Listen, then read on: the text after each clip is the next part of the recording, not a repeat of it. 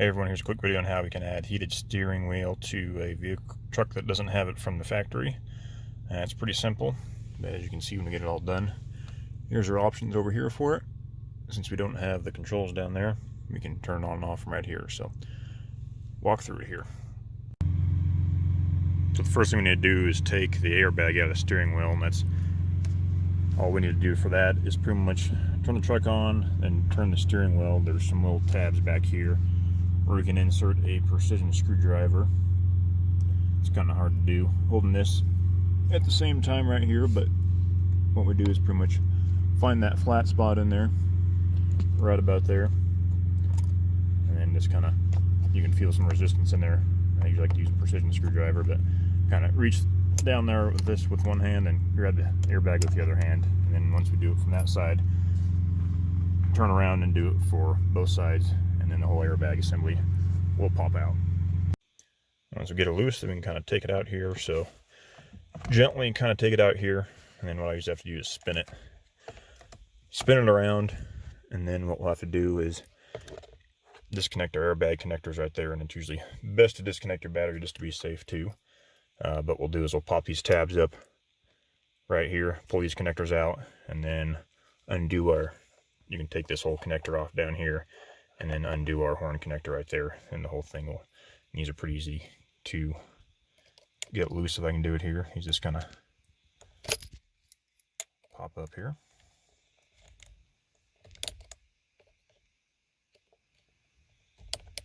And those will come right out. Once you got that out of there, use just a T50 Torx head, use an impact and take your bolt out here.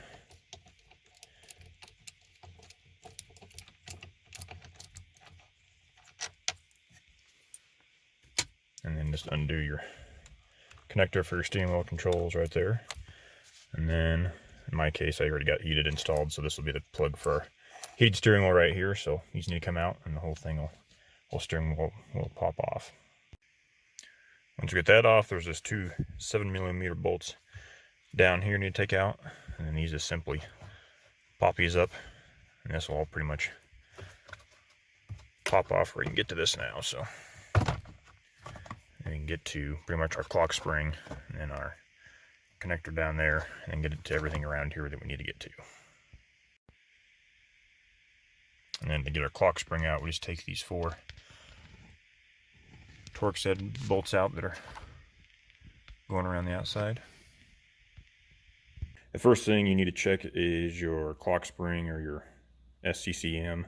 So here's my original one, and as you can see when you tear it apart, there should be 4 pins in there, but there aren't. We check the back side too, and then that's going to be our main 2-pin power connector right there. And that's the 4-pin actually going to the steering wheel. So here's one out of a correct pickup that has heated steering. So here's our 2 pins going to our actual steering wheel, and here's our power input, our 2 pins right there. And then I'll show here in a minute the power wire you need to add, just pretty much power and ground to it, and that's about it. But the nice thing about doing this right here, these are pretty modular, so I'm actually going to swap pretty much my turn signal stock over to this one, because I do not have the rain sense wipers like this one came with, nor do I have the electronic telescoping steering column. So it's pretty easy. There's just a bunch of bolts to hold these in, so should be able to just take all these off, put my stock on there, and then reprogram this new one with all the same information. So just going to Forescan, I pretty much just backed up everything from this one, and then when I get this one installed, I'll transfer that same as-built config over to this one, and that should be everything I need along with pretty much turning all the features for heated steering. So it should be pretty simple swap right there. So here's what it looks like when I got it swapped over. So got my correct stock on there minus the electronic telescoping part, and I have my pins, right one for my pins for my heated steering wheel, so we can go slap her on now. And if you're wondering, here's pretty much the wiring kit you need for the 2-pin connector back here.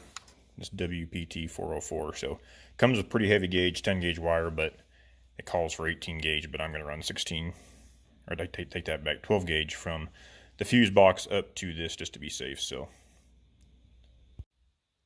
here's how I'm running my power wire for the heated steering wheel. Here's my connector right here. Here's my ground right here should be number 1 on the connector, should be ground. So I'll probably try to ground that to that plate right there somehow. But then here's my power wire running down there, runs across there all the way to our fuse box down there. So here's how you tap the power wire into the BCM. And the picture on the left here, that's the more permanent way to do it, going into that bottom BCM connector, which is going to be pin number 15 in that bottom latch style connector, or how I did it in the picture in the right was a little bit quicker and easier since I swapped my pickups out a little more often, so I just kind of did something I could easily take out if needed. I just used a simple fuse tap and went into a keyed power source, which was fuse F29. You can almost use pretty much any keyed fuse power source you need to in there. I just had to choose the right one to make my fuse tap fit after a little bit of modification, but it just simply taps in there.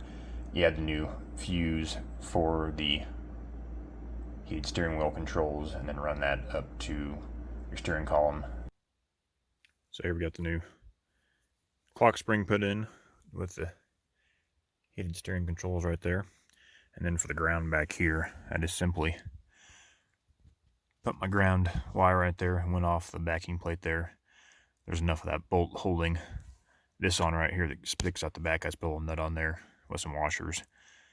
Stick it back there so it's nice and tight on there. So you might maybe want a longer bolt in certain scenarios, but I was able to make this work for now. And there's the new power connector right there coming from our 2-wire lead right there. So that's about it.